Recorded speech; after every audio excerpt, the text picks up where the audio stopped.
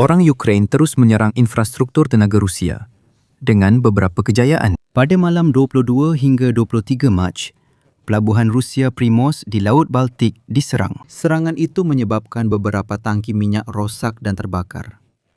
Operasi memuat minyak mentah ke kapal tangki kini digantung. Dalam konflik Rusia-Ukraine, Kiev kini fokus kempen strategik ke atas kemudahan tenaga Kremlin seperti loji penapisan dan hub minyak. Tujuannya untuk menyerang sumber utama pendapatan ekonomi Rusia. Primorsk ialah pusat pengedaran minyak utama dan kunci ekspor Rusia. Sekurang-kurangnya 1 juta tong minyak sehari melalui sini, menjadikan ia tempat di mana Rusia boleh berdagang minyak secara langsung tanpa melalui negara ketiga. Melalui pelabuhan ini, mereka masih membekalkan minyak mentah ke pasaran. Armada hantu ialah siri kapal yang mengangkut minyak yang tidak dapat dijual akibat sekatan. Serangan Ukraine bertujuan menghalang Rusia menyokong perang secara ekonomi melalui penjualan tenaga.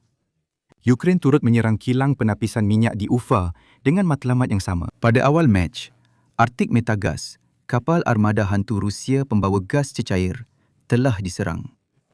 Masih berampiran Malta di Laut Mediterranean. Pada masa ini adalah penting untuk Kremlin memanfaatkan keadaan yang dicipta oleh perang di Iran dan sekatan kenaikan harga minyak serta gas. Keadaan ini membolehkan Rusia mendapat lebih banyak keuntungan hasil penjualan sumber ini.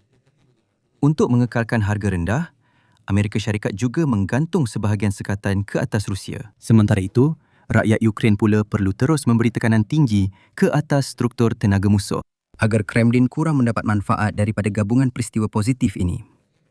Sementara itu, perang di Ukraine dan Timur Tengah masih berlanjutan. Apa pendapat anda? Seperti biasa, maklumat lanjut boleh didapati di ruangan komen atau dalam penerangan.